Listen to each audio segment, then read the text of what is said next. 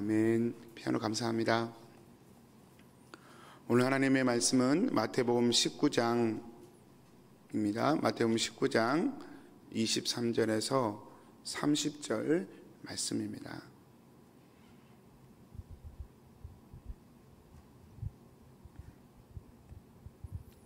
마태복음 19장 23절에서 30절.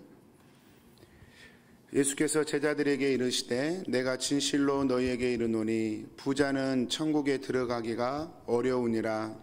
다시 너희에게 말하노니 낙타가 바늘귀로 들어가는 것이 부자가 하나님의 나라에 들어가는 것보다 쉬우니라 하시니. 제자들이 듣고 몹시 놀라 이르되 그렇다면 누가 구원을 얻을 수 있으리이까?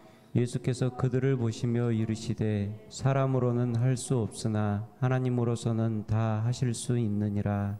이에 베드로가 대답하여 이르되 보소서 우리가 모든 것을 버리고 주를 따라싸운데 그런즉 우리가 무엇을 얻으리이까? 예수께서 이르시되 내가 진실로 너희에게 이르노니 세상이 새롭게 되어 인자가 자기 영광의 보좌에 앉았을 때 나를 따르는 너희도 12 보좌에 앉아 이스라엘 12지파를 심판하리라.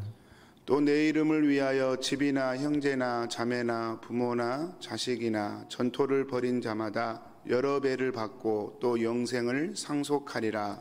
그러나 먼저 된 자로서 나중되고 나중된 자로서 먼저 될 자가 많으니라.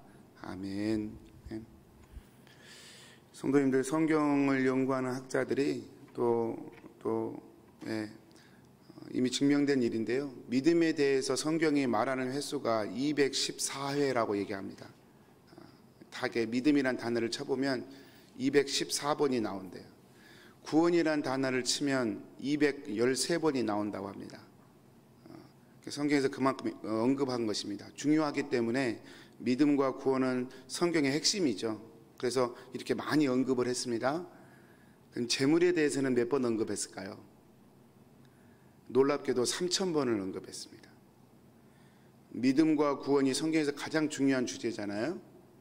그래서 200번 좀 넘게 이렇게 꾸준히 언급을 했는데 재물에 대해서는 3000번을 언급했어요. 그러니까 재물이 더 중요하다는 뜻이 아니라 그만큼 재물이 하나님과 우리 사이에 걸림돌이 될 수 있다는 것입니다. 좀 심각한 이야기죠. 3000번이나 이렇게 말씀을 하셨습니다. 재물을, 그래서 우리가 성경에서 재물을 단순히 재물이라고 하지 않고 만몬이란 단어를 씁니다. 만몬이란 말은 만몬 신을 의미하거든요.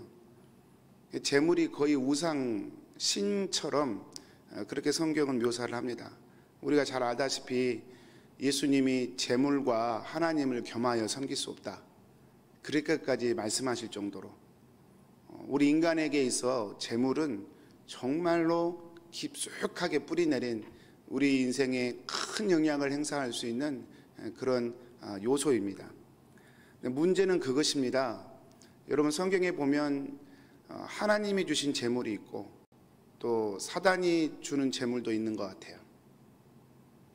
성경에서는 재물을 똑같이 다루지 않고 하나님이 우리를 축복하기 위하여 준 재료로 재물을 주신 경우가 있고, 또 어떤 경우는 사단이 우리 인간을 타락시키기 위하여 이렇게 통로로 쓰는 것이 재물일 때가 있고, 그래서 이 후자를 경우 우리가 만몬 신으로 그렇게 묘사를 합니다. 오늘 재물에 대한 이야기예요. 여러분, 부자 청년이 근심이 많았어요. 그가 자기를 선하다고 생각할 수 있는, 자기가 다른 사람보다 더 온전하다고 생각할 수 있었던 거리 중에 하나가 돈이 많은 거였어요. 돈이 많은 게 자랑이었고 돈이 많은 게 자부심이었고 그렇습니다. 잠언 18장에 보면 이런 표현이 있는데, 부자는 돈을, 재물을 높은 성벽처럼 여긴다, 자기를 지켜줄 높은 성벽으로 여긴다라는 표현이 있어요. 이 사람이 그랬던 것 같아요. 재물이 많은 것을 내가 남보다 더 훌륭한 사람, 재물이 많은 것을 내가 하나님으로부터 복받은 사람, 이렇게 해석을 하고 있었던 것 같아요. 그런데 예수님이 그 부분을 딱 짚어내 버리시니까 당황이 되죠. 그래서 이 청년은 고민하면서 결국은 예수님을 떠나게 됩니다. 예수님을 등져버리게 됩니다. 이런 모습을 보면서 예수님께서 그 돌아가는 청년의 모습을 보면서 말씀하시기를 부자가 천국에 들어가는 게 참 어렵다. 마치 낙타가 바늘기에 들어가는 것이 더 오히려 쉽다. 그것이 더 쉽지 부자가 천국 가는 게 참 어렵다. 이런 이야기를 우리 주님이 하십니다. 성도님들, 성경에서 재물은 그렇게 우리 인간에게 삶을 끼치는 영향력으로 묘사하지만 동시에 작은 것이라고 묘사합니다. 누가복음이죠. 그 불의한 청지기 비유를 보면 그 불의한 청지기가 자기가 불의하게 이렇게 행동하는 걸 주인이 알았어요. 그래서 너 이제 해고야. 빨리 정리해.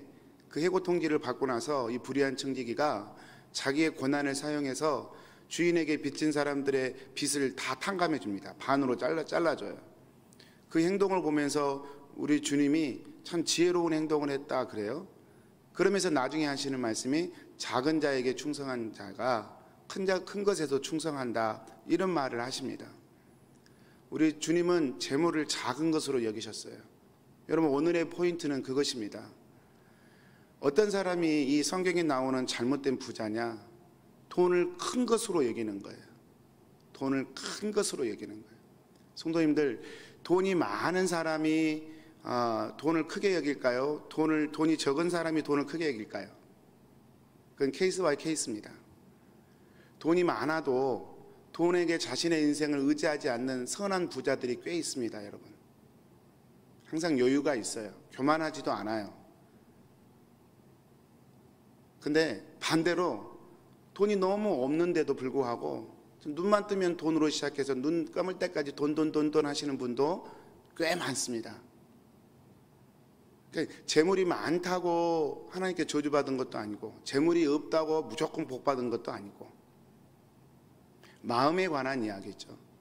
이 부자 청년은 이 재물에 관해서는 가난한 사람이었죠.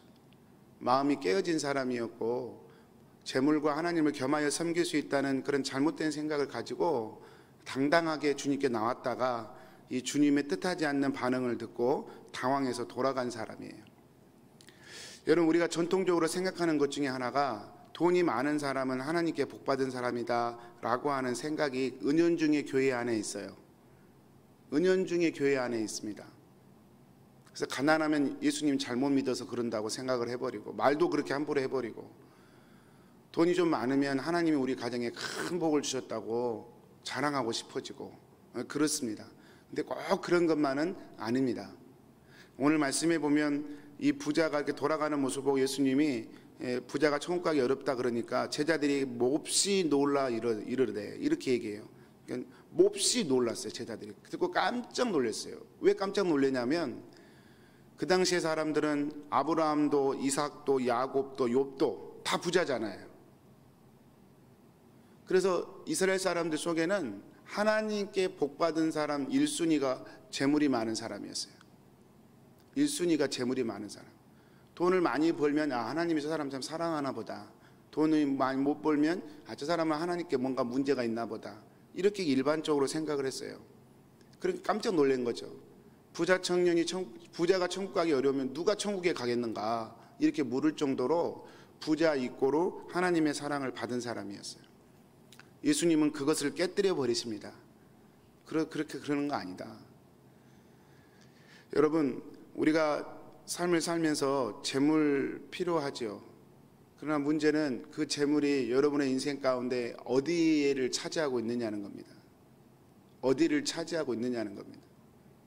그것이 내 삶의 중심을 꽉 틀어잡고 내 인생을 꽉 붙들고 있는 한 돈이 많은 사람도 그렇게 하기도 하고 돈이 없는 사람도 그렇게 하기도 하고 내 인생이 불행한 게 왜 이렇게 불행한 줄 알아? 돈이 없어서 그래. 내 인생이 행복한데 왜 이렇게 행복한 줄 알아? 남들보다 돈이 많아서 그래. 같은 겁니다. 사랑하는 성도님들, 하나님이 보이지 않으면 모든 인생은 이렇게 살 수밖에 없어요. 근데 예수님은 지금 뭐에 관한 얘기를 하고 있냐면 하나님의 나라에 대해서 얘기를 하고 있어요. 하나님의 나라는 돈으로 못 간다. 하나님의 나라는 인간의 업적으로 못 간다. 못을 받고 있는 것입니다. 그럼 어떻게 하나님 나라는 갈 수 있습니까? 하나님의 방법으로만 갈 수 있어요. 사람으로는 할 수 없되 하나님으로서는 다 하실 수 있느니라. 여러분, 우리 신자들의 마음속에 늘 이 공간이 있어야 합니다. 하나님의 은혜로만 하나님 앞에 가는 거예요. 그리고 하나님의 백성 되는 것이 우리 인생의 가장 큰 축복입니다. 그 의식과 그 마음이 우리 가운데 없다면 우리는 복음을 자꾸 흘려듣는 거예요. 제대로 듣지 않고 좀 심각하게 듣지 않고 자꾸 흘려듣는 거예요. 여러분, 복음 앞에 가만히 서면 정말 중요한 건 하나님 앞에 하나님의 자녀가 되는 것, 예수 믿고 구원받는 것, 그거예요. 어떻게 그게 가능합니까? 돈으로 안 돼요. 인간의 업적으로 안 돼요. 오직 우리 하나님의 은혜로만 가능한 것입니다. 사랑하는 성도님들, 오늘도 저와 여러분 안에 이 하나님으로 인한 기쁨이 우리 속 가운데 있었으면 좋겠습니다. 조한 스타트 목사님이 그런 말씀 하셨더라고요. 정말 하나님의 자녀로 택함받은 사람은 삶 가운데서도 즐거워하지만 고난 가운데서도 즐거워할 수 있어야 한다. 왜요? 고난은 인내를, 인내는 연단을, 연단은 소망을 만들어내니까. 어떤 경우에도 하나님은 나에게 선이라는 분이 믿어지니까 정말로 믿음이 있으면 고난 가운데서도 즐거워할 수 있는 것이죠. 사랑하는 성도님들, 이 엄청난 축복이 우리 가운데 있어요. 사람으로 안 돼요. 어떤 방법으로도 스스로 구원을 얻을 수 없어요. 근데 저와 여러분은 하나님의 은혜 안에서 예수 그리스도를 통하여 이 하나님의 나라에 들어가는 하나님의 백성된 그 축복을 받은 거예요. 이것이 우리 안에 귀하게 여겨지기를 축복합니다. 한 가지만 더 살펴보고 싶은 건 우리 주님은 그렇게 째째한 분이 아니라는 거예요. 우리 성도님들이 또 제가 가끔 헌금을 하거나 그럴 때 조금 아까울 때가 있죠. 세금 떼는 기분이죠. 내가 열심히 벌었는데 이것도 헌금해야 되네. 주일은 왜 이렇게 빨리 돌아오는 거야. 아까워서 도저히 헌금을 못 하겠어. 또는 내 시간 아깝고 내 인생 아까워서 이렇게 좀 주님을 위해 뭔가 하고 싶은 것이 참 안 될 때가 솔직히 우리 가운데 많이 있습니다. 목사인 저도 가끔 그런 갈등을 느끼는데 우리 성도님들 오직 하겠습니까? 그런데 성도님들, 오늘 우리 주님이 그렇게 말씀하셔요. 정말 하나님을 위하여, 주님을 위하여 무엇이든 희생하고 버린 게 있다면 그 사람은 반드시 갚는다. 하나님이 반드시 채우신다. 꼭 그거 받기 위해서 하란 말은 아니죠, 예수님이. 그렇지만 예수님 스스로 얘기하는 거예요. 너희들이 재물 하는데 그 재물 내가 준다. 너희들이 성공 그렇게 얘기하는데 그 성공 내가 준다. 주님을 정말 진실하게 따르고 주님 앞에 순종하려고 했으면 하나님이 그 인생 책임진다고 오늘 또 말씀하십니다. 한국에 엊그저께 뉴스를 보니까 여러분, 우리가 사람을 혼쭐 낸다 그러잖아요. 돈줄 낸다는 말이 또 새로 생겼더라고요. 돈줄. 참 사람들 말을 잘 만들어요. 돈으로 혼낸다는 거예요. 무슨 뜻인가 봤더니 한국에서 한 치킨집 사장님이 이렇게 업무를 보고 있는데 형제가 왔어요. 근데 형제가 돈이, 집이 너무 가난해서 치킨을 먹고 싶은데 돈이 5,000원 밖에 없어요. 근데 동생이 너무 졸라가지고 형이 동생과 그냥 왔어요. 치킨집에 왔긴 왔어요. 그래서 일단 먹었어요. 동생이 너무 졸으니까. 형이 머리가 복잡해진 거예요. 돈은 5천 원 밖에 없지. 치킨이 뭐 한국에 얼마인지 모르겠지만 그래도 한 2만 원 하겠죠. 계산할 돈이 없어요. 그래서 도망갈까 막 생각하면서 막 눈치 보면서 먹었어요. 근데 주인이 그걸 눈치를 챘어요. 그래서 그냥 치킨을 공짜로 먹게 했어요. 공짜로 먹게 했더니 동생이 철이 없잖아요. 이제 계속 오는 거예요, 그 치킨집에. 근데 그때마다 이 사장님이 그 공짜로 그 동생을 치킨을 마음껏 먹였어요. 마음껏 먹였어요. 그 사실이 드러났어요. 그 사실이 인터넷에 드러났어요. 그 형이 썼던지 누가 썼는지 모르겠는데 감사의 편지를 써가지고 SNS에 올렸어요. 이런 분이 계시다. 많은 사람들이 감동을 받고요. 그 가게를 돈줄을 냈답니다. 돈으로 혼을 냈대요. 무슨 말이냐면 주문을 전국에서 하는 거예요. 이렇게 선한 사람은 정말 이 감동받고 주문을 한 거예요. 심지어는 배달할 수 없는 거리에서도 나 안 먹을 테니까 그냥 치킨 한 마리 주문 받으세요. 이렇게. 그래서 업무가 마비될 정도로 그랬다라는 뉴스를 본 적이 있어요. 이 어려운 코로나 시대에 참 마음이 따뜻해지는 얘기입니다. 여러분, 하나님은 반드시 우리의 헌신을 보고 계십니다. 우리의 삶을 보고 계십니다. 우리의 마음속에 무엇이 중요하고 무엇이 우선순위 되어 있는지 하나님은 보고 계십니다. 그래서 하나님은 우리가 하나님을 위하여 흘리는 눈물 한 방울도, 소자에게 떠주는 냉수 한 그릇도, 우리가 하나님을 위하여 정말 덜덜 떠는 마음으로 드리는 헌신과 수고도 우리 하나님은 반드시 기억하시고 채우시는 분이십니다. 이것이 기복주의를 부추기는 말이 아니라 하나님의 이심전심, 선하고 아름다우신 하나님의 크심을 우리가 함께 한번 나누는 것이죠. 사랑하는 성도님들, 오늘 이 하나님의 자녀됨의 권세, 이 축복 안에 오늘 또 담대하시기를 축복합니다. 하나님께 우리의 삶의 모든 필요를 아뢰 수 있습니다. 그러나 우리가 더 기뻐해야 할 것은, 소원이 성취되는 것보다는 더 기뻐해야 할 것은 사람으로는 할 수 없는 그 하나님의 자녀됨의 권세가 우리 가운데 은혜로 주어졌다는 것이죠. 예수 그리스도 안에서 우리는 하나님의 자녀로 하나님과 함께 살 수 있게 된 것이죠. 오늘도 그 안에서 담대하시기를 축복합니다. 우리 기도하겠습니다. 사랑하는 하나님, 오늘 또 하나님의 말씀을 주셔서 감사합니다. 겸손하게 나아가겠습니다. 제가 가진 모든 것들이 하나님의 선물의 방편일 뿐임을 기억하겠습니다. 정말로 내가 받은 은혜는 하나님의 자녀가 되고 이 새벽에도 주님의 이름을 부르며 예배할 수 있는 것, 그렇게 주님 주님 하면서 기도할 수 있는 것, 마음이 어렵고 복잡하고 흔들릴 때 내 뒤에 주님이 계시고 내 안에 주님이 계시다는 사실이 믿어지는 것, 천국 소망 바라보며 이 생을 달려갈 수 있는 것, 이보다 더 큰 복이 없음을 이 새벽에도 깨닫고 감사와 찬송을 올려드립니다. 우리 사랑하는 킹선 한인교회 성도님들 각 가정마다 주님 붙잡아 주시고 이 구원의 감격과 기쁨이 늘 자리하게 도와주시고 그 은혜 안에서 삶의 요소들도 믿음으로 풀어지고 해결되어지는 복되고 귀한 하루가 되어지도록 우리 주님 인도하여 주옵소서. 감사하옵고 예수님의 이름으로 기도합니다. 아멘. 하늘에 계신 우리 아버지여, 이름이 거룩히 여김을